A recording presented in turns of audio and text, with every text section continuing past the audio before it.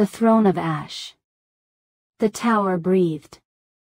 Kalen stepped through its gates, and the air shifted. Heat rippled like waves through the obsidian halls. The walls pulsed as if alive, carved with memories that wept molten tears. He was alone now, his army fighting in the lower tiers, holding the darkness back. This final path, he had to walk alone. The Amberlight flared in his chest, a steady rhythm like a heartbeat. It pulled him upward, through the spiral of madness and shadow, to the throne chamber at the summit of Black Spire. He ascended endless stairs carved from sorrow, past statues of kings who never lived, and walked beneath burning chandeliers made from the bones of stars. And at the peak, the Hollow King waited. Vorthur unbound.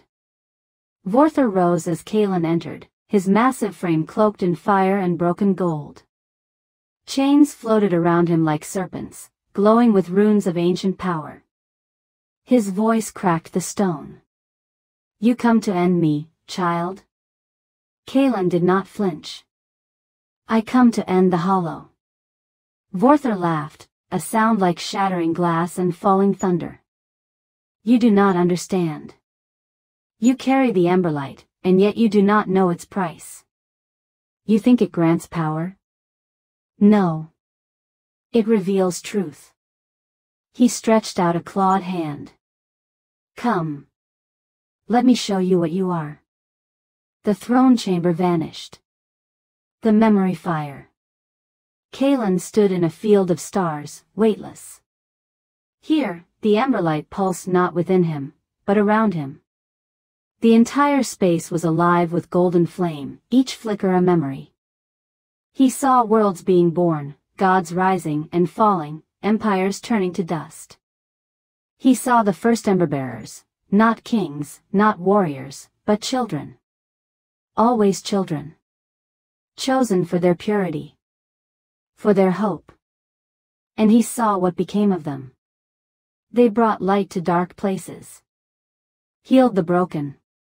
Raised nations. But in time, each one burned too bright. The flame consumed them. Their bodies turned to ash.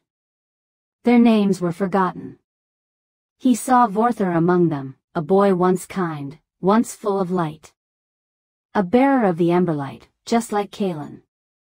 He had tried to save too much. Carry too much. And the flame, unable to be held, shattered him. "This is the truth," Vorthur's voice echoed. "The Amberlight is not a gift. It is a burden." "Then why do I still stand?" Kalen whispered. The vision cracked. The trial of the flame. Back in the throne chamber, Kalen knelt, the weight of knowledge pressing on his shoulders like a mountain. Vorthur loomed over him, pity in his ruined face. "Let it end here, child. Let me take the flame from you. Spare yourself the same fate." But Kalen rose. The flame in his chest did not dim. It brightened. "You were broken because you tried to hold the fire alone," Kalen said. "But I am not alone." All at once, the chamber glowed. From the stairs, Whisper padded in, bloodied but alive. Thera followed, limping but unbowed. Nyalra, Domiel, Grusk, Malin, the Ember Court came, their presence a rising storm of flame and memory. The light of the Amberlight did not come from Kalen. It came through him. From all of them. And in that moment, Vorthur saw it. The path he never walked. The path of unity, not dominance. Of love, not fear. The Hollow King roared, pain and fury mingled, and attacked. The final clash. The battle was not of swords or spells, it was a clash of wills. Vorthur wielded the hollow flame, a black fire of despair. It struck like a tempest, consuming everything it touched. Kalen stood before it, arms wide, and the Emberlight met it in kind, brilliant, warm, unbreaking. The room trembled. Memories warred. Light and shadow twisted into spirals. Every doubt Kaelin had ever known screamed in his mind, "You're too small. You're just a child. You will break." But for each whisper of fear, a voice of his people echoed louder. "We believe in you. You found us. You set us free." Kaelin took a step forward. And another. Until he reached Vorthur, who now looked less like a king and more like a lost child in armor too large for his soul. Kaelin reached out. "Let it go." And Vorthur, weeping fire, did. The hollow flame vanished. The Amberlight surged. And the Tower of Black Spire, once the darkest place in the world, lit up with a fire that healed the sky. The throne of ash continued. The throne shattered. As Kaelin touched Vorthur's heart with the Amberlight, the obsidian beneath their feet cracked. Flames poured up through the fractures, not wild, devouring fire, but golden light that pulsed with memory, with truth. The darkness recoiled. The weight of centuries fell away. Vorthur collapsed to his knees. His monstrous form melted like wax, unraveling into something smaller. Human. Frail. A boy no older than Kaelin, with fire in his eyes and grief on his face. The chains that bound him unraveled and fell like ash. "I only wanted to fix the world," he whispered.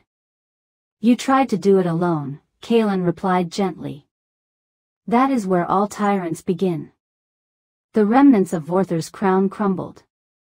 Kaelin knelt beside him, not as conqueror, but as kin. He placed a hand on Vorthur's shoulder, not to bind, but to forgive. And in that moment, the Amberlight poured between them. Two bearers, one rising, one falling, sharing the flame. And then the boy who was Vorthur was gone, his spirit scattered into light, his shadow finally released. Above, the storm broke. The blood-red clouds parted, revealing the first clear sky the Hollow Kingdom had seen in 1,000 years. A soft rain began to fall, gentle, golden, and warm. The Hollow Throne was empty.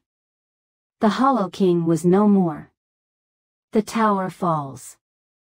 Black Spire began to crumble. Without Vorthur's will binding it, the cursed tower shuddered as the ancient spells holding it together unwound. Obsidian columns shattered. Cracks bloomed across every wall. Fire danced along the ceilings, not in rage, but in joy. Kaelin turned as his companions rushed to him. "We need to leave," Thera urged, throwing his arm over her shoulder. The Ember Court gathered, limping, carrying wounded, and retreating down the breaking stairways. Whispers snarled as the floor behind them collapsed.